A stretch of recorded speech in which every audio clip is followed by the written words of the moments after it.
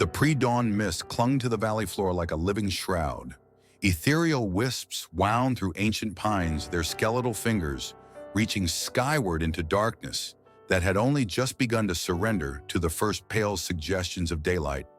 Frost glazed the dormant meadow grasses in silver, and the world held its breath in that liminal space between night and morning, when dreams might still walk alongside reality. Through this ghostly landscape moved two figures in perfect synchrony, a man and a dog, their breaths materializing as twin clouds of vapor in the bitter cold. They traversed the meadow with practiced efficiency, the dog moving in precise patterns, while the man followed several paces behind, watchful and silent. No commands were necessary between them. Years of partnership had honed their communication to something beyond words. Officer Marcus Reed adjusted the collar of his tactical jacket against the biting chill, his eyes never leaving the powerful form of his partner, Shadow, a 4-year-old German Shepherd, with a coat so dark it seemed to absorb what little light filtered through the mist, moved with fluid precision across the terrain. His nose worked constantly, sampling the air with sophisticated biological machinery that no human technology could match. They were 3 hours into a training exercise when Marcus's radio crackled to life, Sheriff Elizabeth Harper's voice cutting through the silence. "Reed, what's your position?" Marcus pressed the transmit button, his voice low but clear. "Eastern Meadow Sector 4, training run with Shadow. Wrap it up and report to headquarters ASAP." Harper replied, "We've got a situation." Shadow's ears pivoted toward the sound of the radio, his dark eyes assessing Marcus's reaction. The shepherd had already abandoned his training pattern, returning to Marcus's side before the command was given. Understood. 15 minutes out, Marcus clipped the lead to Shadow's harness, a formality more than a necessity. As they headed back toward the county-issued SUV parked at the trailhead, Marcus noted the subtle changes in his partner's demeanor. A heightened alertness, a tighter focused. Shadow had developed an uncanny ability to read not just Marcus's commands, but his moods, his intentions, even the subtle shift in atmosphere that accompanied an urgent call. "Back to work, boy," Marcus murmured, receiving a single tail wag in response. Shadow's restrained acknowledgement, characteristic of his unusually composed temperament. Unlike other K9s Marcus had handled during his 12 years in law enforcement, Shadow rarely displayed the exuberant enthusiasm common to working dogs. There was a gravity to him, a measured intensity that had earned him the nickname the Professor among department staff. His exceptional abilities were matched only by his mysterious past, a history that Marcus had never fully unraveled despite the 18 months of their partnership. The Riverside County Sheriff's Department stood at the edge of town, a modern building of glass and stone that seemed to rise organically from the forested landscape. The architecture reflected the community's commitment to preserving the natural beauty of the mountain region while maintaining the infrastructure necessary for contemporary law enforcement. Marcus parked in his designated space, gathering his equipment, while Shadow waited with characteristic patience. The shepherd's eyes tracked the movement of deputies and staff through the building's glass front. His posture alert, but relaxed the picture of professional composure. Sheriff Elizabeth Harper met them at the entrance, her tall frame outlined against the bright interior lighting. At 48, Harper carried herself with the quiet authority that came from 2 decades of progressive responsibility. Silver threads woven through her dark hair caught the light as she turned, gesturing them toward the briefing room. "We've got a missing Forest Service ranger," she explained as they walked her pace brisk. Daniel Foster, 42, didn't check in after his patrol 2 days ago. His truck was found abandoned at Serpentine Ridge Trailhead yesterday evening. "Weather conditions?" Marcus asked, already calculating the challenges they might face. Shadow walked perfectly at heel, seemingly indifferent to the conversation, yet absorbing every word. "A mixed," Harper replied, pushing open the door to the briefing room. "Clear when he started his patrol, but we had that storm system move through yesterday. 6 inches of rain in some areas, possible snow at higher elevations." The briefing room was already occupied. Chief Ranger Camila Ortega stood beside a topographical map spread across the central table. In her late 30s, with copper-toned skin, weathered from years in the mountains, Ortega commanded the local Forest Service unit with a reputation for fierce competence. "Officer Reed." She nodded in greeting, her eyes dropping briefly to Shadow. Something flickered in her expression, recognition perhaps, or concern, but it vanished so quickly Marcus couldn't be certain. "Thank you for coming so quickly." "What do we know about Ranger Foster?" Marcus asked, approaching the map.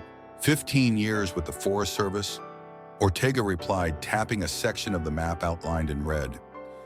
This was his patrol area, specialized in wildlife protection, particularly predator conservation, respected by staff and the community alike.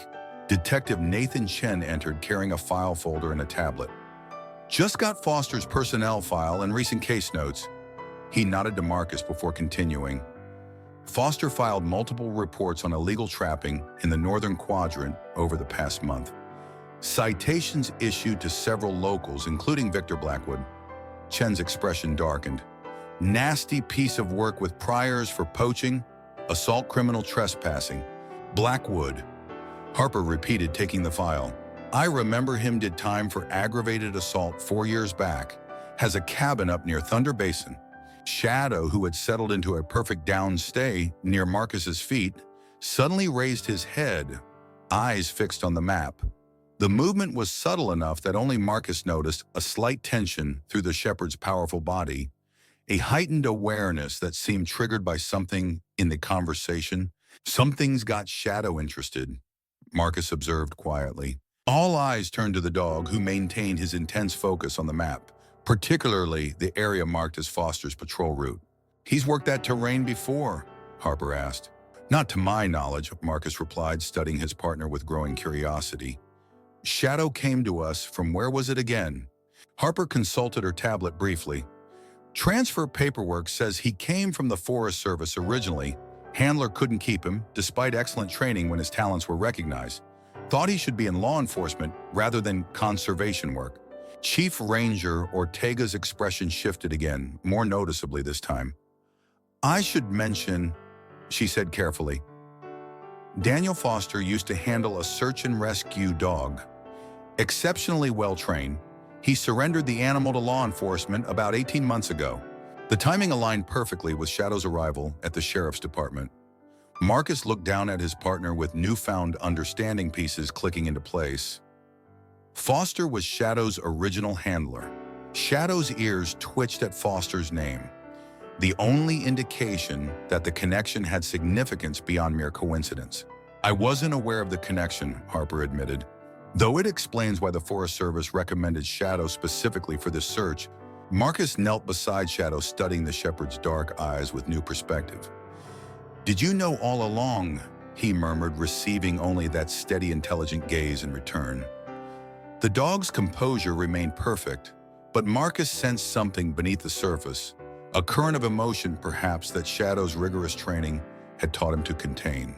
Whatever their history, Chen interjected practically, "If Shadow knows Foster's scent already, that gives us an advantage times critical with the weather conditions." Harper nodded agreement. "Ranger Ortega will coordinate with her team. We'll establish a base camp at the trailhead where Foster's truck was found. Reed, you and Shadow will lead the search pattern. Chen will handle evidence collection if you find anything." As the briefing concluded, Marcus found himself re-evaluating everything he thought he knew about his partner. For 18 months, they had worked side by side, developing the seamless communication essential to effective K-9 teams. Yet now it seems Shadow carried a history that colored their partnership in ways Marcus had never suspected, a connection to a man now missing in the vast wilderness they would soon search. "Ready to find him?" Shadow, Marcus asked quietly as they prepared to depart. Shadow's dark eyes met his, conveying something beyond simple acknowledgement, a depth of purpose that transcended training. For the first time, Marcus wondered if the exceptional bond they developed had been shaped by Shadow's previous handler, if he was benefiting from foundations laid by Daniel Foster's work. With the remarkable dog now at his side, the question lingered as they loaded gear into the department SUV. Shadow, settling into his specialized compartment with customary dignity. Whatever their past, they now faced a mission that would test not just their skills, but the very nature of the bond between handler and dog, a mission made more complex by the shadow of a relationship Marcus was only beginning to understand. The Forest Service staging area at Serpentine Ridge Trailhead buzzed with focused activity. Rangers in olive drab uniforms huddled over maps spread across folding tables beneath a hastily erected canopy, their faces etched with the concern that always accompanied a search for one of their own. Weather-resistant radios crackled with updates from teams already deployed to check Foster's known patrol routes, their voices tinged with the professional calm that belied growing anxiety as the search entered its third day. Marcus surveyed the scene, noting the mix of Forest Service personnel and local volunteer search and rescue teams preparing equipment. Shadow remained at perfect heel beside him, his attention seemingly fixed on a green Forest Service truck, parked slightly apart from the others, Foster's vehicle now surrounded by evidence markers. Officer Reed. A ranger approached, hand extended. Miguel Vasquez, Foster's partner in the Predator Conservation Program. I was the last to see him before he headed out. Marcus shook the offered hand, noting the dark circles beneath Vasquez's eyes that suggested little sleep since his colleague's disappearance. Any insights on his planned route? He was checking reported trap lines in the northern sector. Vasquez replied, gesturing toward a densely forested area on a nearby map, specifically investigating complaints about illegal snares in the wolf recovery zone. Conte in. Shadow's ears pricked forward at the mention of the northern sector, his attention shifting fully to the conversation. That's where most of his conflicts with Blackwood occurred. Vasquez continued, Victor believes he has ancestral trapping rights that supersede conservation regulations. Been a thorn in our side for years, but recently the confrontations escalated. How so? Marcus asked, watching Shadow's subtle but telling reactions. Foster confiscated over 20 illegal traps from Blackwood's lines last month, filed formal charges when he found protected species caught in them.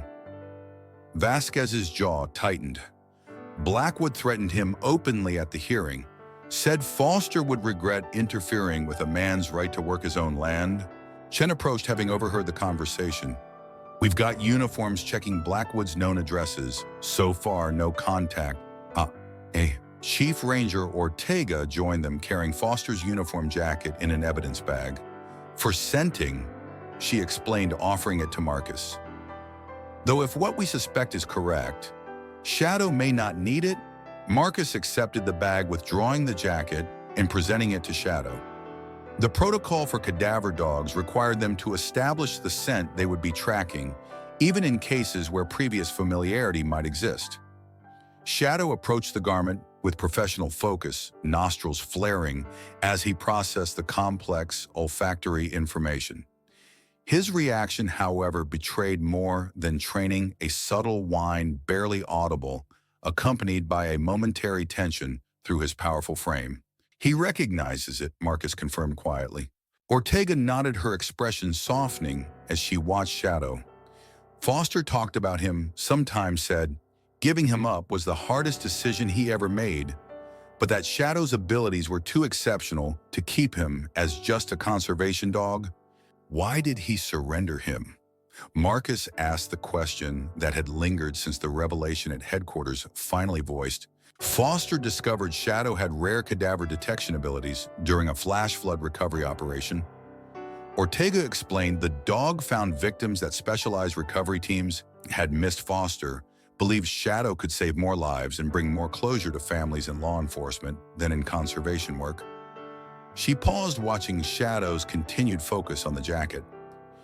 He said it was like giving up family, but that some gifts are meant for a greater purpose. The revelation settled over Marcus like a physical weight. The exceptional bond he'd developed with Shadow had always seemed extraordinary. The dog's intelligence, his focused work ethic, his uncanny perceptiveness. Now he understood these qualities had been carefully cultivated by a handler who had loved Shadow enough to surrender him for a greater good. We'll find him, Marcus promised both to Ortega and to the dog at his side. Shadow's dark eyes met his conveying understanding that transcended species. Whatever their history, whatever complexities lay in the connection between Shadow and his former handler, they now shared a singular purpose. The search for Daniel Foster had become more than a mission. It was a promise to honor the bond Shadow had never forgotten. The mountains loomed like ancient sentinels as Marcus and Shadow began their methodical grid search, moving eastward from Foster's abandoned truck. Two rangers accompanied them, Vasquez and a younger woman introduced as Ranger Layla. Kim, both familiar with the terrain they would be traversing. Shadow worked with characteristic precision, his nose constantly sampling the air alert to the complex tapestry of scents that humans could never perceive. Marcus watched his partner with heightened awareness, noting subtle differences in the shepherd's behavior and an intensity beyond his usual professional focus, a determination that seemed almost personal. The storm washed away most ground scent, Ranger Kim observed after 40 minutes of searching along the primary trail. Even with Shadow's abilities, it's like looking for a needle in a haystack that's been through a washing machine. Shadow's not just tracking ground scent, Marcus replied, watching his partner work. He's sampling air currents, detecting decomposition particulates that can travel for miles under the right conditions. If Foster is, he paused, mindful of the ranger's emotional investment. If there's something to find, Shadow will find it. As if confirming his handler's confidence, Shadow suddenly raised his head, testing the air in a different pattern. His methodical grid search transformed into something more directed, his attention drawn eastward away from the established trail. He's got something, Marcus announced, switching Shadow from his tracking lead to a longer line that would allow greater freedom of movement through the dense undergrowth. Shadow pulled them deeper into the forest, his pace quickening as he followed an invisible pathway that only his sophisticated olfactory system could detect. The terrain grew increasingly difficult, steeper, rockier, with dense vegetation that tore at their clothing. Not a route anyone would choose voluntarily. "This doesn't make sense," Vasquez muttered as they scrambled down a steep embankment. Foster knew these mountains like the back of his hand. He wouldn't go off trail in this section unless something forced him to. The implication hung heavy in the mountain air. If Foster hadn't chosen this difficult path willingly, someone or something had compelled him. They descended into a ravine where sunlight barely penetrated the dense canopy of ancient pines. The temperature dropped noticeably, and the sound of trickling water indicated a small stream nearby. Shadow maintained his determined pace, occasionally pausing to reconfirm the scent before proceeding with unwavering certainty. "It's almost like he knows exactly where he's going," Kim observed quietly, not tracking so much as remembering. Marcus had noticed the same thing. Shadow wasn't displaying his typical cadaver search pattern, but moving with the directness of someone following a familiar path. Whatever was guiding him went beyond training or scent detection alone. The ravine narrowed as they progressed, the walls rising steeply on either side. Shadow led them through a passage where massive boulders had fallen from the cliffs above, creating a natural gateway that opened into a small, secluded clearing surrounded by towering pines. Without warning, Shadow froze. His entire body went rigid, hackles rising along his spine. The transformation was so sudden, so complete, that Marcus immediately signaled for the rangers to stop. "Shadow." Marcus approached cautiously, concerned by this uncharacteristic behavior. In 4 years of partnership, he had never seen such a reaction from his normally composed partner. The shepherd trembled slightly, a low whine building in his throat. "What's wrong with him?" Kim whispered, tension evident in her voice. Before Marcus could respond, Shadow pushed forward again, his movements now slow and deliberate, leading them toward the center of the clearing. As they emerged from the dense undergrowth, the object of Shadow's focus became horrifyingly clear. A massive oak tree stood alone in the clearing's center. Chained to its trunk, slumped in a posture that could only indicate death, was the unmistakable form of a human body dressed in Forest Service green. "We've got a body." Marcus radioed, his voice steady despite the surge of adrenaline. "Clearing approximately half a mile east of search grid. C appears to be our missing ranger." The victim secured to the tree trunk with heavy chains, wrapped multiple times around the chest, and arms showed obvious signs of violence. Multiple stab wounds peppered the torso, the fabric of the uniform darkened with dried blood. The face turned slightly upward as if in final supplication. To the sky was unmistakably that of the man in the photo Marcus had studied, Daniel Foster. What happened next stunned everyone present. Shadow, the consummate professional who normally maintained perfect discipline at death scenes, broke protocol entirely. The shepherd approached the body slowly, emitting a soft whimpering sound that Marcus had never heard from him before. With gentle deliberation, Shadow pressed his muzzle against Foster's limp hand, then settled into a position of mourning beside the man who had once been his handler. "Shadow back," Marcus commanded, shocked by this breach of training. For the first time in their partnership, Shadow ignored a direct order, remaining beside the body in a posture that communicated grief with devastating clarity. The Rangers stood in stunned silence, witnessing a display of animal emotion that transcended conventional understanding. Shadow's disciplined exterior had cracked, revealing the depth of bond that had existed between dog and handler, a connection that neither death nor separation had severed. Marcus stepped back, giving Shadow the space his grief demanded. Protocol dictated that a cadaver dog should immediately be removed from a recovery scene after indicating a find, but this situation defied standard procedure. Shadow wasn't just a detection tool that had completed its task. He was mourning a profound loss. As the recovery team arrived and prepared to process the scene, Marcus watched his partner with growing understanding. Shadow's exceptional abilities, his unusual composure, his intense focus, all had been shaped by the man now chained to this lonely oak. The mystery of Shadow's past had revealed itself in this moment of raw emotion, explaining so much about the extraordinary dog Marcus had come to rely on. Chen arrived with a forensics team, taking in the scene with professional detachment that nevertheless couldn't completely mask his reaction to Shadow's behavior. "Never seen anything like this," he murmured to Marcus. "Is he going to be okay?" "I don't know," Marcus admitted, watching as Shadow maintained his vigil while the team worked carefully around him. This isn't just another case for him. As technicians documented the scene and prepared to remove Foster's body, Marcus knelt beside Shadow, not touching but offering his presence. "I understand now," he said softly. "He was your person before I was. I'm so sorry." Shadow turned slightly, acknowledging Marcus with eyes that seemed to hold human grief. For a brief moment, the barrier between species dissolved, revealing the universal language of loss that bound all living creatures. The preliminary examination confirmed what the visual evidence suggested. Daniel Foster had been stabbed multiple times, the attack brutal and likely personal, given the overkill evident in the wounds. The chains securing him to the tree suggested a deliberate staging, not a chance encounter, but a planned execution. Cause of death is exsanguination from multiple stab wounds. The medical examiner reported time of death approximately 48-72 hours ago, consistent with when he was reported missing. Ligature marks on wrists suggest he was restrained before being chained to the tree. He was alive when the stabbing began. The clinical assessment painted a picture of deliberate cruelty that heightened the emotional impact of the scene. Foster hadn't just been killed. He had been made to suffer a detail that seemed to amplify Shadow's distress as the body was finally removed from the tree and placed in a transport bag. Only then did Shadow finally rise from his position, watching with solemn attention as Foster's body was carried from the clearing.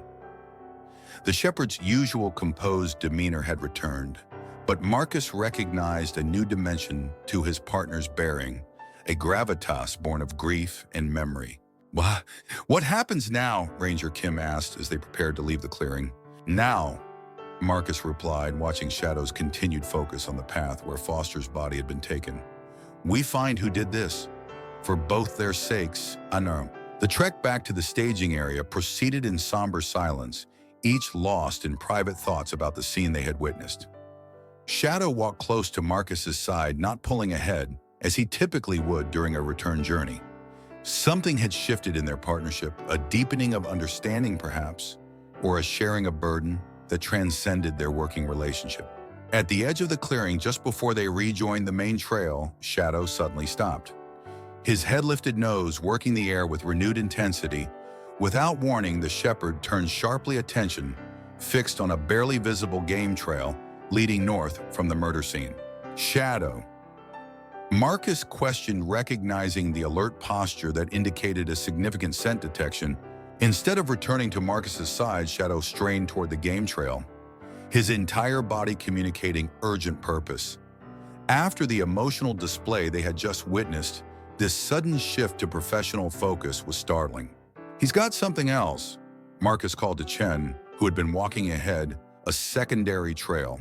Chen returned quickly, assessing the situation. "Possible escape route used by the killer." "That would be my guess," Marcus agreed, giving Shadow more lead. "He's not tracking Foster anymore. This is something or someone else." Shadow led them along the narrow game trail with growing intensity, his movements precise and purposeful. Unlike the emotional response at Foster's body, this was Shadow at his professional best, focused, methodical, unstoppable in his pursuit of scent. The trail wound through dense underbrush before opening onto a small creek. Shadow paused at the water's edge, casting back and forth as he sought to reacquire the scent that would have been disrupted by the flowing water. Classic evasion technique, Chen observed, following the creek to break the scent trail. Shadow was not so easily defeated. The shepherd worked methodically along the bank until he found what he sought, the point where their quarry had exited the water. With renewed determination, he led them up a steep embankment and into a clearing that showed signs of recent human activity. A crude campsite came into view, the remains of a small fire, now cold, flattened grass where someone had slept, food wrappers and empty bottles carelessly discarded. Shadow circled the site with growing excitement, his behavior indicating they had found something significant. "Looks like someone stayed here recently," Chen observed, snapping photos of the site with his phone, consistent with a killer waiting for an opportunity or laying low after the act. Shadow had centered his attention on the fire pit, sitting perfectly still beside it, the trained indication that he had located evidence of importance. Marcus approached carefully, mindful not to contaminate whatever his partner had detected. "He's alerted on something in the fire pit," Marcus announced, allowing the forensics team that had followed them to take over. Technicians carefully excavated the area, revealing what Shadow's extraordinary senses had detected beneath ash and dirt: a hunting knife with a distinctive carved handle, partially buried at the edge of the fire ring. Even in the muted forest light, dark stains were visible on the blade, blood that had not been fully removed despite apparent attempts to clean or burn the weapon. "Looks like we've got our murder weapon," Chen said, watching as the knife was carefully documented and placed in an evidence bag. Shadow found not just the victim, but the key evidence. Through rain and days of weather, he tracked the scene and led us right to it. Shadow maintained his alert position, not moving a muscle, even as the recovery team worked around him. His composure was remarkable, especially given the emotional context of the search. Despite his obvious connection to Foster, despite his earlier grief, he had maintained perfect evidence preservation discipline. "I've never seen anything like this," Chen admitted as the knife was secured. Most human investigators would be too emotionally compromised if the victim was someone they knew. "Your dog compartmentalized his grief to complete the investigation." Marcus nodded, watching Shadow with growing admiration. "He's honoring Foster in the best way he knows, how by finding his killer." Preliminary field tests confirmed what seemed obvious.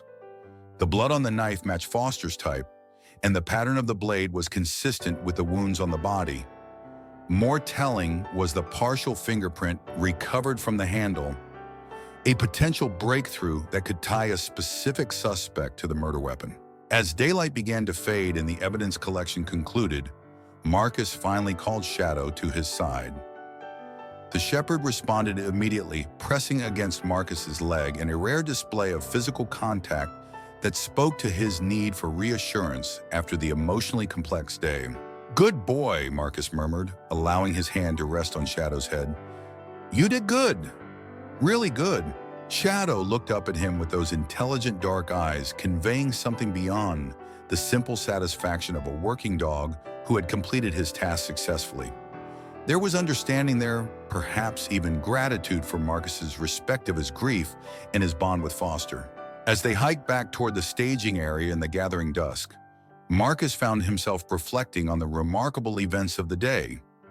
He had entered the forest with a partner he thought he knew only to discover layers of history and emotion. He had never suspected Shadow had revealed himself to be not just a superbly trained working dog, but a being capable of complex emotional memory and connection. The bond between handler and dog had always been sacred in the K9 community, but what Marcus had witnessed today transcended even that special relationship. Shadow had demonstrated a loyalty that spanned time and circumstance, honoring his former handler, while still fulfilling his duty to his current one, a bridge between past and present that spoke to depths of canine cognition few humans fully appreciated. And now, as night fell over the mountains, that loyalty would drive the next phase of their mission, bringing Daniel Foster's killer to justice.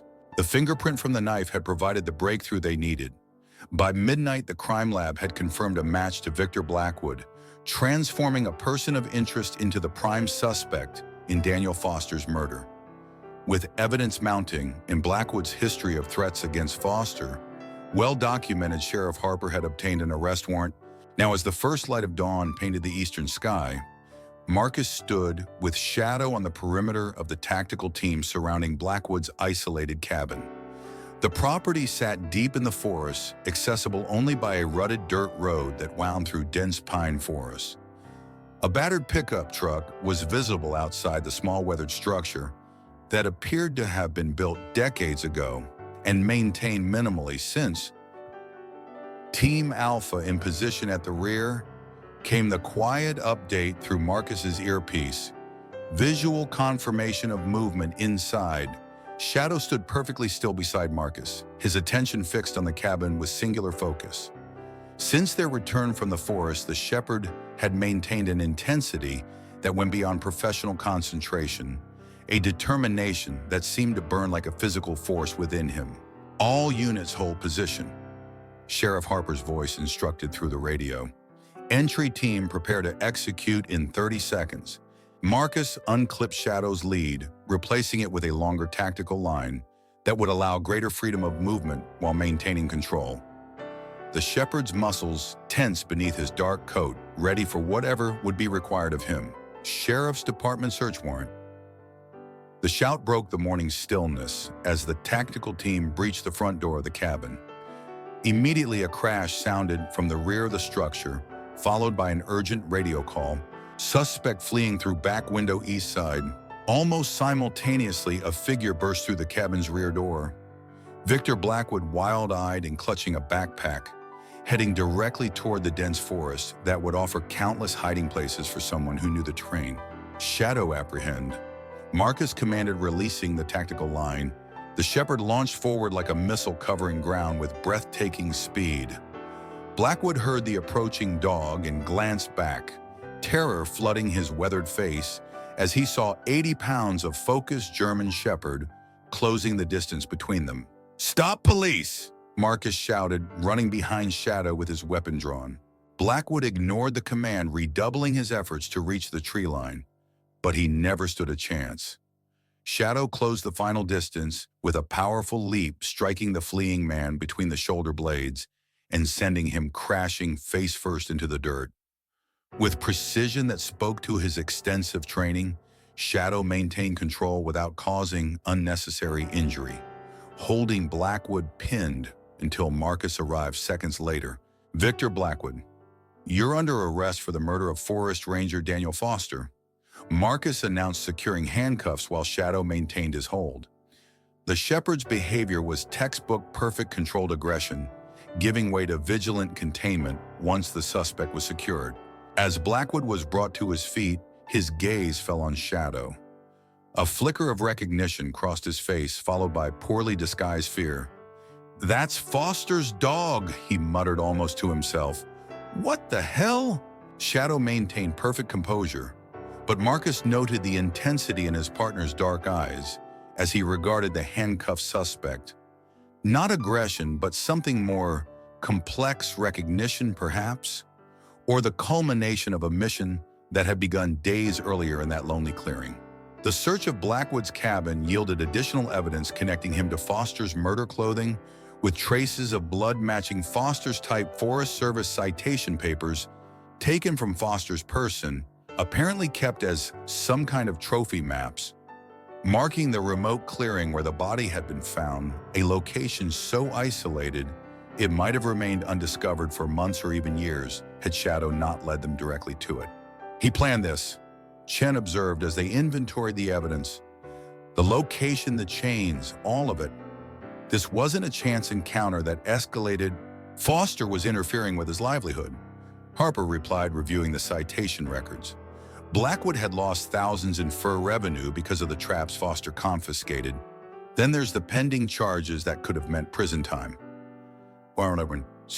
Marcus watched through the cabin's window as Blackwood was placed in a transport vehicle, Shadow sitting at perfect attention nearby, observing the proceedings with unblinking focus. The shepherd's composure was remarkable given the emotional context of the case, a testament to his exceptional training and temperament. "What happens now?" Marcus asked, turning back to Harper and Chen. "We transport Blackwood to county for booking and initial appearance."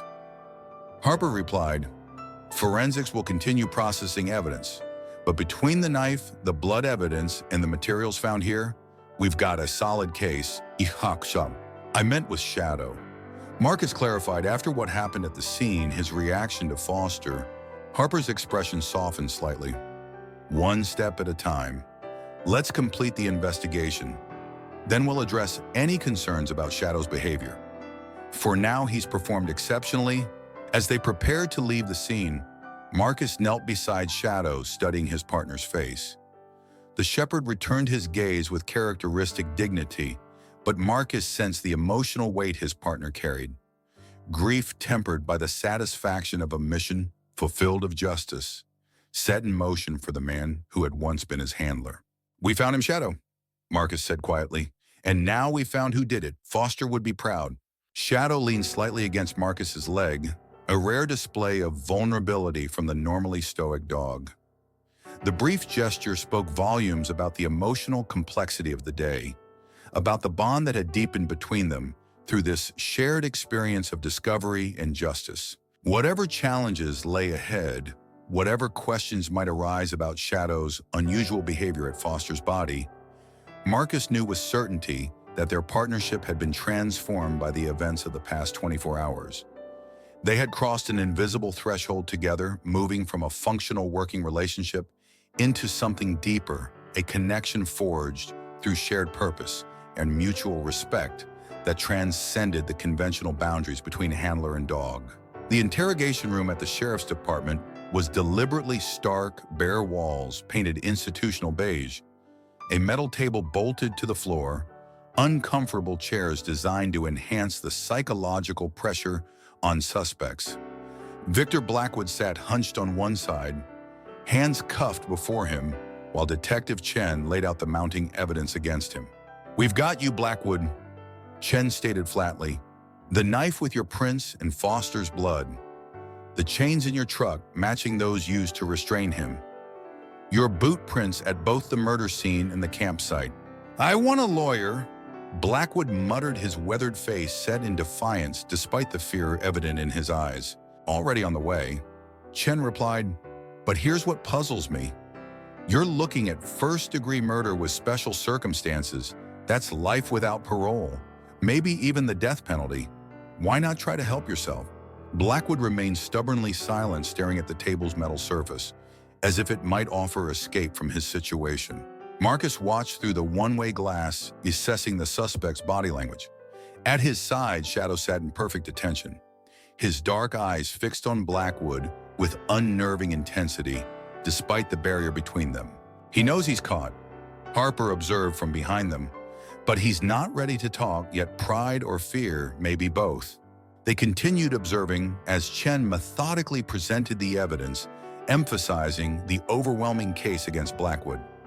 The suspect's posture grew increasingly defensive, his shoulders hunching as if under physical weight. "It wasn't supposed to go like that," Blackwood finally muttered, looking up from the table. "I just wanted to scare him, teach him a lesson about messing with my traps. Been working those lines since my grandfather's time. Who's some college-educated ranger to tell me I can't feed my family the way we always have?" Chen leaned forward slightly. "So what happened?" He fought back. Blackwood continued, resentment coloring his tone. "I jumped him on the trail, planned to rough him up a little, make him understand. But Foster was stronger than he looked. Got the better of me at first." As Blackwood began detailing the confrontation, how it had escalated from intended intimidation to deadly violence, a commotion erupted from somewhere in the building. Raised voices, the sound of running feet, and then the radio at Harper's belt crackled to life. K9 loose in the building, came the urgent report. Somehow got out of the secured rest area. Marcus turned in surprise, but Shadow was no longer beside him. The space where the shepherd had been sitting moments ago was empty. The door to the observation room slightly ajar, though Marcus was certain he had closed it securely. "Shadow," he realized with dawning alarm. "That's Shadow they're reporting." Before Harper could respond, the commotion outside intensified. Looking through the observation window, Marcus saw a blur of dark motion as Shadow rounded the corner of the hallway, moving with singular purpose, ignoring the officers attempting to intercept him. The shepherd hit the interrogation room door with his full weight, forcing it open despite its heavy construction. Blackwood and Chen looked up in shock as 80 pounds of focused fury burst into the room. What happened next seemed to unfold in slow motion. Shadow launched across the space with terrifying precision, clearing the table entirely, his target unmistakable. Blackwood barely had time to raise his cuffed hands before the shepherd struck him directly in the chest, both of them crashing to the floor. "Get him off! Get him off!" Blackwood screamed as Shadow's jaws clamped onto his forearm, the bite controlled but unmistakably threatening.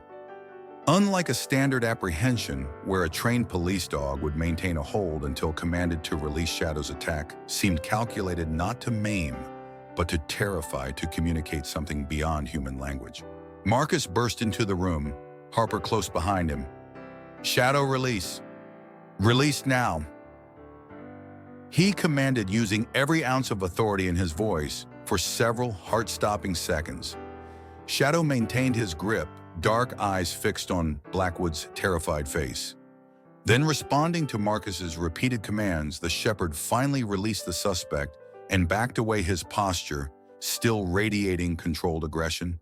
"He tried to kill me," Blackwood shouted through his panic, cradling his injured arm. "That dog knows somehow it knows exactly what I did to Foster." The admission hung in the air as officers secured Shadow and medical personnel attended to Blackwood's wound.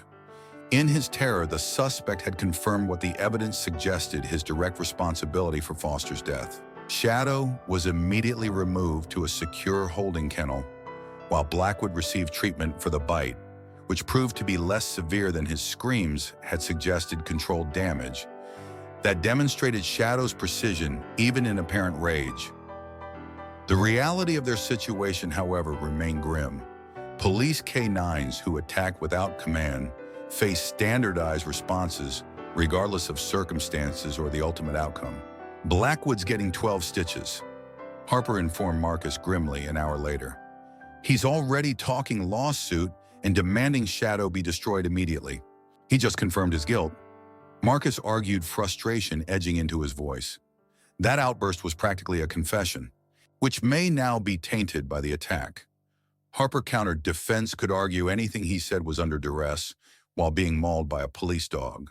As for Shadow, she sighed genuine regret in her expression.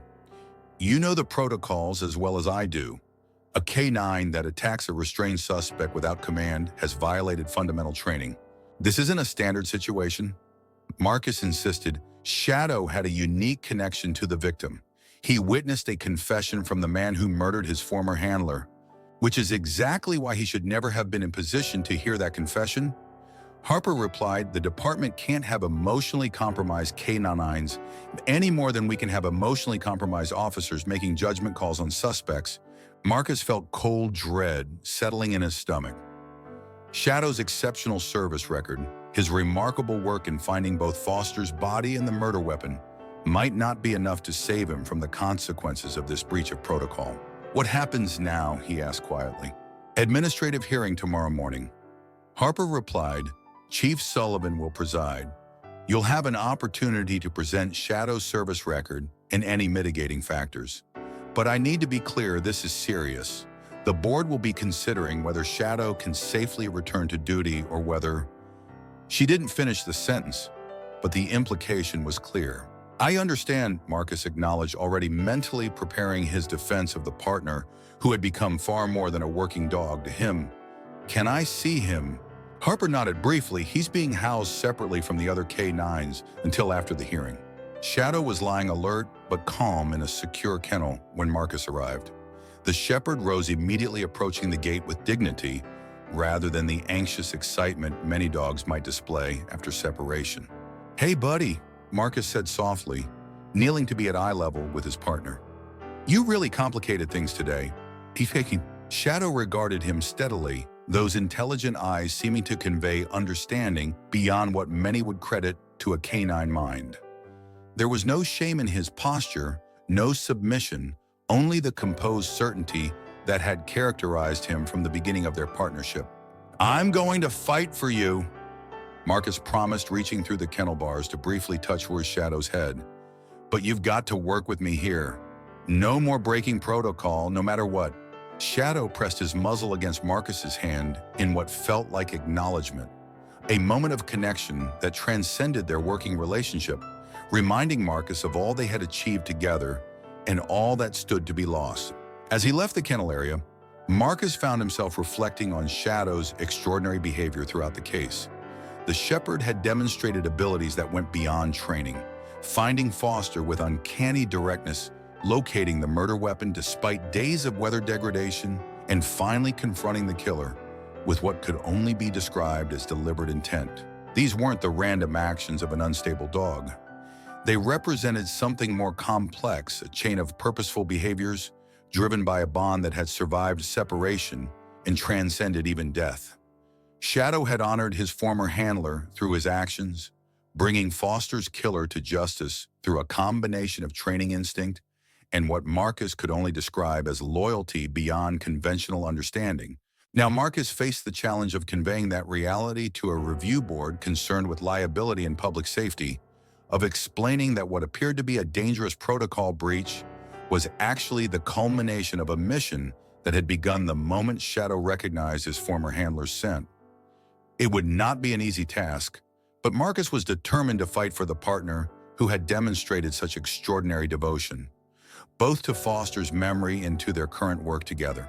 Shadow deserved that much and more. The department's conference room had been transformed into a makeshift hearing chamber. By 9 o'clock the following morning, a long table at the front seated Chief Michael Sullivan from County Administration Sheriff Harper and the department's legal counsel, Andrea Washington chairs, arranged in rows, accommodated various officers, Forest Service personnel, and administrative staff who had come to witness the proceedings that would determine Shadow's fate. Marcus sat in the front row, his posture reflecting the sleepless night he'd spent preparing Shadow's defense. Beside him, Chief Ranger Ortega provided quiet support, having arrived early to offer testimony about Foster's relationship with the dog, whose future now hung in the balance. The door opened, and Shadow was brought in by a neutral handler department protocol for canines under review. Despite everything, the shepherd moved with perfect composure. Head high and steps measured, he was secured to a fixed point at the side of the room, positioned where the board could observe him throughout the proceedings. This disciplinary hearing is now in session. Chief Sullivan announced, his voice carrying the weight of 30 years in law enforcement. "We're here to review the incident involving K-9 Officer Shadow and determine appropriate action according to department protocols and safety considerations." Marcus had spent hours assembling Shadow's service record, The dozens of successful searches the lives saved the evidence recovered that had brought justice in cases that might otherwise have remained unsolved. He had contacted K-9 training experts who might support their case and gathered statements from officers who had witnessed Shadow's exceptional work firsthand. Detective Chen provided a clinical recounting of what had transpired in the interrogation room, followed by the department veterinarian who had examined Shadow afterward and found no signs of physical distress or illness that might explain the behavior.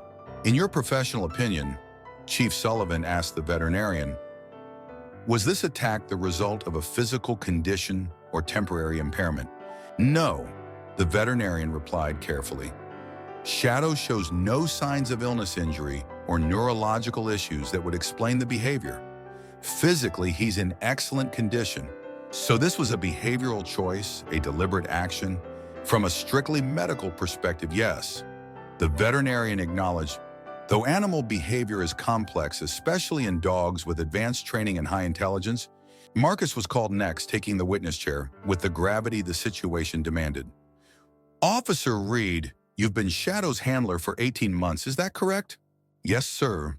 Prior to yesterday's incident, has Shadow ever displayed aggressive behavior toward a restrained suspect or any individual not actively threatening you or others? Never, Marcus replied firmly.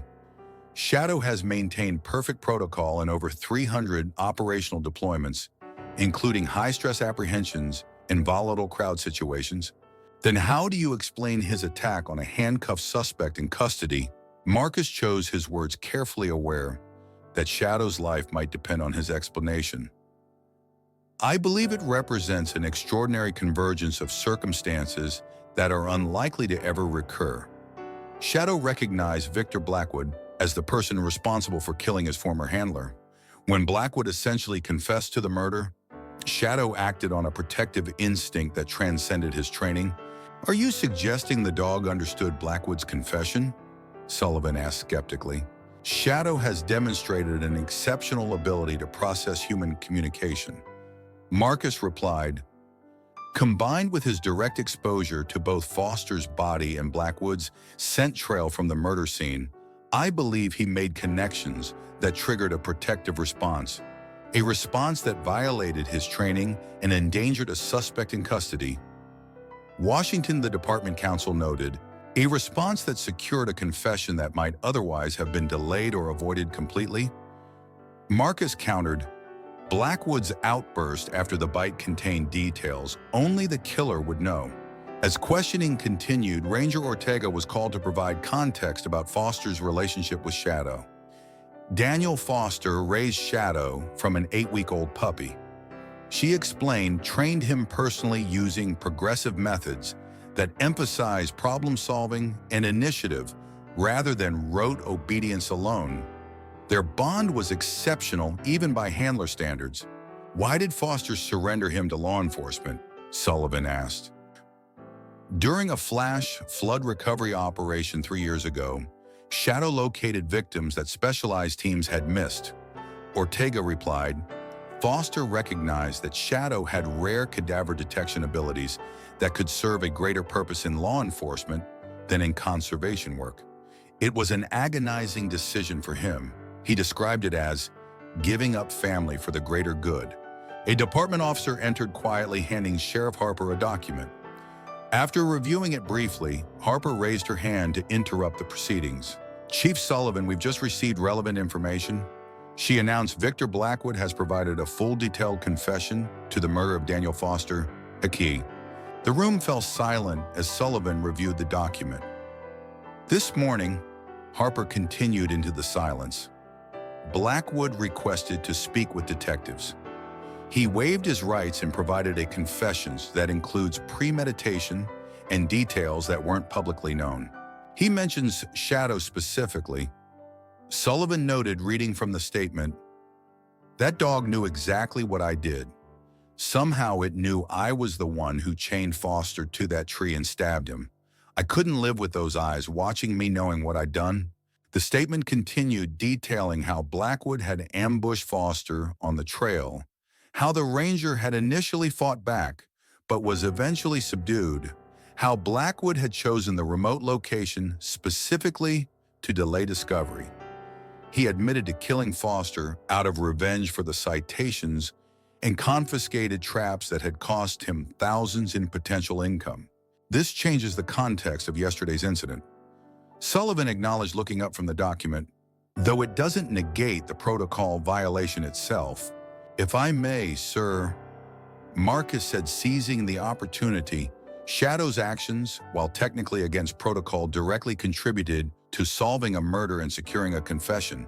His behavior throughout this case has demonstrated exceptional judgment and purpose, even if that purpose included an emotional component we don't typically acknowledge in working dogs. After hearing additional testimony, including a surprise video statement from Shadow's original trainer at the Forest Service, the board recessed to deliberate. Shadow remained exactly where he had been placed, his composure unbroken, despite the tension filling the room. Occasionally, his dark eyes would find Marcus conveying something beyond the simple connection of handler and dog, a shared purpose perhaps, or mutual understanding of what hung in the balance. 20 minutes later, the board returned with their decision. After reviewing the evidence and circumstances, Sullivan began. "This board has determined that while K9 Officer Shadow's actions violated protocol, the exceptional nature of this case warrants discretion. Shadow will be placed on probationary status for 3 months, during which he will undergo intensive retraining focused on suspect interaction and emotional regulation. Officer Reed will also complete advanced handler certification focused on managing K9s in emotionally charged situations." Relief flooded through Marcus as the verdict was announced. Shadow would not face the most severe consequence possible, but would instead be given an opportunity to demonstrate that his exceptional abilities outweighed the risk of a recurrence. This decision acknowledges both the severity of the protocol violation and the extraordinary circumstances surrounding it. Sullivan continued, "The board also recognizes Shadow's exceptional service record and the unique situation created by his connection to the victim. Following the probationary period, Shadow will be reevaluated for return to full duty." As the hearing concluded, Marcus approached Shadow, kneeling to release him from the fixed position. The shepherd rose with dignity, positioning himself perfectly at Marcus's side, the picture of professional composure despite all they had endured. Chief Ranger Ortega approached them as the crowd began to disperse. "Daniel would be proud," she said quietly. "He gave up Shadow because he believed the dog's abilities could save lives and bring justice to victims. This case proved he was right. I wish I'd known him," Marcus replied, watching Shadow's alert response to Foster's name. "Shadow carries his training, his influence in everything he does." Ortega smiled sadly. "When Daniel surrendered Shadow to the K9 program, he told me it was like giving up a piece of his soul. But he said some partnerships are too important to keep to yourself when they could serve a greater purpose." As they walked from the room, Shadow moving in perfect heel position beside him, Marcus reflected on the extraordinary journey of the past 3 days. They had entered the forest as partners with a shared mission, discovered a connection neither had suspected, and emerged with a bond deepened by shared purpose and mutual respect. Justice had been served for Daniel Foster. Victor Blackwood would face the consequences of his actions, and Shadow had been given the opportunity to continue the work for which he had been so carefully prepared. First by the man who had raised him from a puppy, and now by the partner who had discovered the depths of his remarkable abilities. "Ready to go home?" Marcus asked quietly as they reached the department's exit. Shadow looked up at him, those intelligent eyes communicating something beyond words, not just loyalty or relief, but a deeper connection that had been strengthened through shared ordeal and mutual understanding. The shadow of loss that had haunted the shepherd since finding Foster's body seemed to have lifted, replaced by a renewed sense of purpose. Together they stepped into the Clear Mountain morning handler and dog, moving in perfect synchrony, their shared path illuminated by the justice they had secured and the bond they had forged through extraordinary circumstances. Whatever challenges lay ahead, they would face them as they had faced this one, with mutual trust, respect, and the remarkable connection that transcended conventional understanding. For Shadow had demonstrated a truth too often overlooked in human assessments of animal behavior, that loyalty knows no boundaries of time or circumstance, that bonds formed in love endure beyond separation, and that justice, once pursued with heart and purpose, can bring healing even to the deepest wounds of loss. The following weeks unfolded with methodical purpose as Shadow began his mandated retraining program. Each morning, Marcus would arrive at the specialized canine facility on the outskirts of town, where expert trainers had designed exercises specifically targeting emotional regulation and suspect interaction. Shadow approached these sessions with the same focused intent he brought to all aspects of his work, dignified, attentive, and seemingly understanding of the importance these lessons held for their shared future. What struck Marcus most during these sessions was not Shadow's technical performance, which had always been exemplary, but rather the deeper awareness that seemed to guide the shepherd's responses. There was an intelligence in his dark eyes that went beyond training, a thoughtful consideration before each action that spoke to cognitive processes more complex than simple stimulus and response. "He's not just going through the motions," observed Dr. Elaine Winters, the behavioral specialist overseeing Shadow's retraining. With decades of experience working with service and law enforcement canines, she had developed a reputation for understanding the subtleties of canine cognition that most trainers overlooked. "He's actually processing the ethical dimensions of the scenarios we're presenting."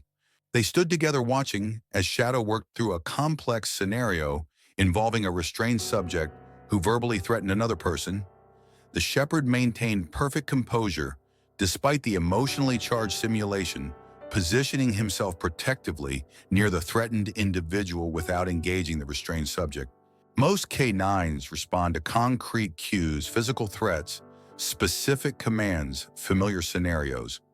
Dr. Winters continued, "Shadow appears to be evaluating context, intent, and proportional response. That's exceptionally rare even among elite working dogs." Sorry, Foster's training. Marcus suggested watching his partner navigate the delicate scenario with remarkable judgment. Ranger Ortega mentioned he emphasized problem-solving over rote obedience. "It's more than that," Winters replied thoughtfully. "The foundation was exceptional, yes, but what we're seeing now represents a synthesis of experiences. Your partnership, the trauma of finding Foster's body confronting his killer Shadow, has integrated these experiences into a more sophisticated understanding of his purpose." The insight resonated with Marcus's own observations. In the weeks since finding Foster's body, Shadow had demonstrated a deepened sense of purpose, a gravity that informed every aspect of their work together. The shepherd had always been exceptionally composed, but now there was something more, a wisdom that seemed to have crystallized through grief and resolution. Their evening routine had evolved as well. After training sessions, Marcus would take Shadow to a quiet plateau overlooking the valley, a place where they could decompress together, away from the structured demands of their professional roles. On one such evening, as the setting sun painted the distant mountains in gold and crimson, Marcus found himself speaking to Shadow, not as handler to dog, but as friend to friend. "I've been thinking about Foster," he said quietly, watching Shadow's alert response to the name. "About what it must have cost him to give you up, knowing what you meant to each other." Shadow sat beside him, dark eyes fixed on the horizon, as if scanning for something beyond human perception. "That kind of sacrifice, putting the greater good above personal connection, it's rare." Marcus continued, "In humans or animals?" Shadow turned to look at him, then with that penetrating gaze that sometimes made Marcus wonder who was truly observing whom in their partnership. There was understanding there, perhaps even agreement, though conventional wisdom would dismiss such an interpretation as anthropomorphism.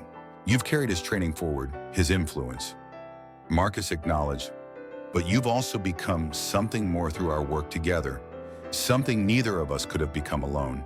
As if recognizing the significance of the moment, Shadow shifted closer, breaking his customary formal distance to press lightly against Marcus's side.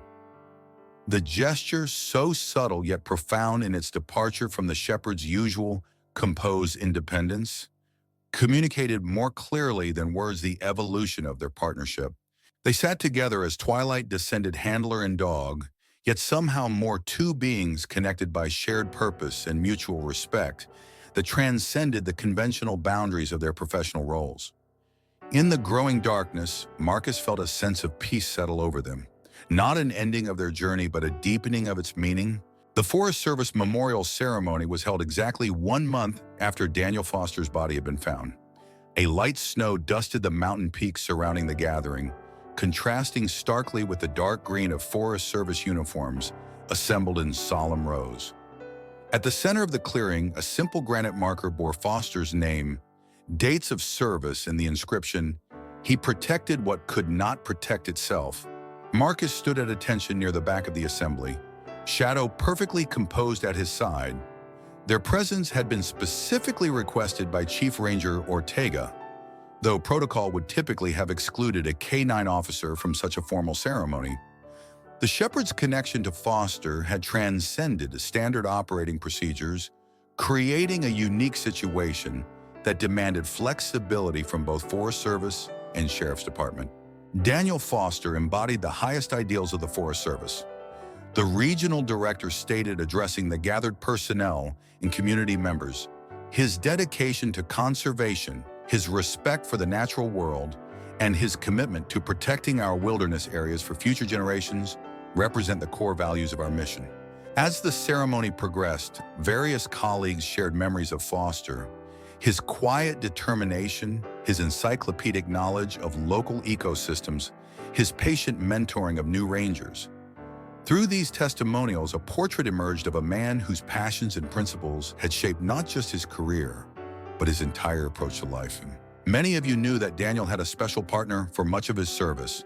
Chief Ranger Ortega said when her turn came to speak, a German shepherd named Shadow, who worked alongside him in conservation efforts before being transferred to law enforcement. What you may not know is that it was Shadow who ultimately found Daniel and helped bring his killer to justice. All eyes turned to where Marcus and Shadow stood at the back of the gathering. The shepherd maintained perfect composure under this sudden attention, his dignified bearing a testament to both his training and his inherent nature. Daniel made the difficult decision to surrender Shadow to the Sheriff's Department K-9 program because he recognized that the dog's exceptional abilities could serve a greater purpose there. Ortega continued, that decision, putting service above personal connection, exemplified the selflessness that characterized Daniel's life and career. After the formal speeches concluded, attendees moved to a reception area where photographs of Foster's career were displayed alongside conservation projects he had spearheaded. Marcus remained slightly apart from the crowd, giving Shadow space to process the emotionally complex environment. The shepherd's attention seemed divided between watchful vigilance over the gathering and quiet observation of the memorial marker that bore his former handler's name. "He understands what this is," came a quiet voice beside Marcus. Ranger Vasquez had approached, without either of them noticing his gaze fixed on Shadow's contemplative focus. "I've worked with service dogs my entire career. Most would be restless in this setting, picking up on the emotional currents, but not comprehending their source. Shadow knows exactly why we're gathered." "I believe he does," Marcus agreed, watching as Shadow maintained his respectful attention toward the memorial marker. "He's processed grief, justice, and resolution in ways I wouldn't have thought possible before this case. Foster always said Shadow was the most human dog he'd ever known." Vasquez smiled sadly. Not in the sense of anthropomorphizing him, but in recognizing a depth of understanding that transcended typical canine cognition. After the formal reception ended, Chief Ranger Ortega approached Marcus with a small wooden box in her hands. "We wanted you and Shadow to have this," she said, opening it to reveal a service medal identical to the one that had been posthumously awarded to Foster during the ceremony. Daniel's family thought it appropriate that Shadow receive the same recognition given his role in bringing justice to the case, or Anan Sananarin. Marcus accepted the box with solemn appreciation. "I'm not sure there's a protocol for this," he admitted. Some situations transcend protocol. Ortega replied simply, as you and Shadow have demonstrated. When the last attendees had departed and the memorial site stood quiet beneath the darkening sky, Marcus made his way to Foster's marker with Shadow at his side. The shepherd moved with heightened awareness, his usual composed dignity, touched by what appeared to be solemnity appropriate to the moment. I thought you might want a moment alone, Marcus said softly, unclipping Shadow's lead to give him freedom of movement within the memorial space.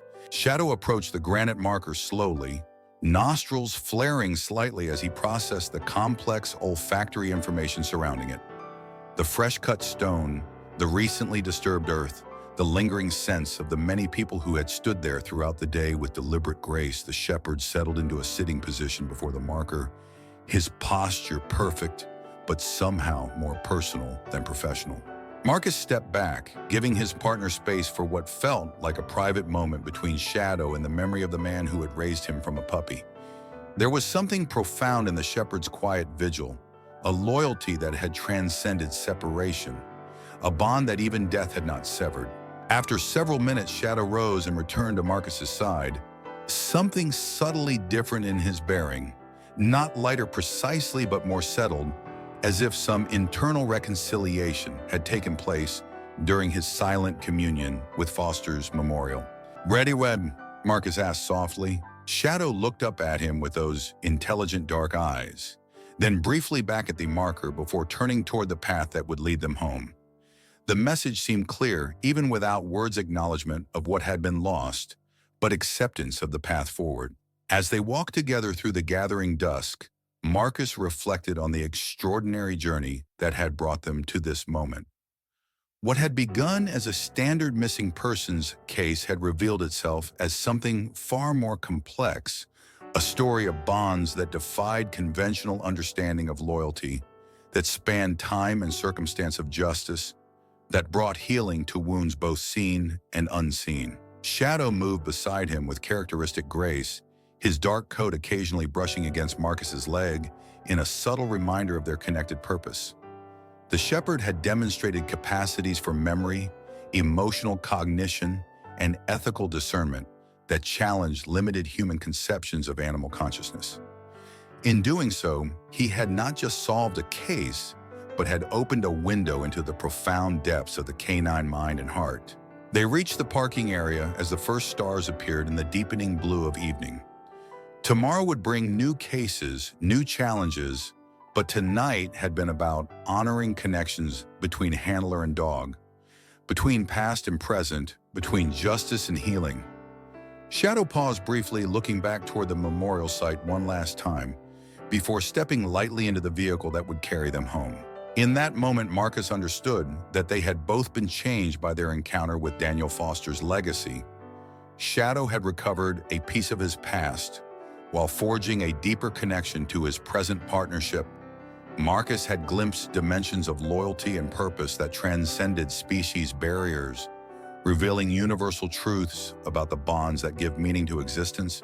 As they drove through the gathering darkness, the mountains rising like silent sentinels around them, Marcus felt a profound sense of privilege, not just to work alongside such an extraordinary partner, but to have witnessed the depth and dignity of Shadow's journey through loss to justice and finally to peace. For in Shadow's unwavering loyalty and his composed courage in his pursuit of justice for the man who had once been his world, there existed a testament to truths that went beyond training manuals or behavioral studies. Some connections defied explanation, some loyalties transcended time. And sometimes in the quiet spaces between duty and devotion, there existed a wisdom that humans might learn from, if only they paused long enough to truly see the remarkable beings with whom they shared their lives and work. Shadow had seen, and in seeing he had acted with a clarity of purpose that honored not just his training, but the very essence of what it meant to be loyal beyond reason, faithful beyond separation, and dedicated to justice beyond self. In doing so, he had cast light into shadowed places, bringing truth where darkness had prevailed, and closure where grief had lingered. It was Marcus reflected as they followed the winding road toward home. The greatest gift one being could offer another, and perhaps the truest measure of what we mean when we speak of humanity, regardless of the species in which that quality resides.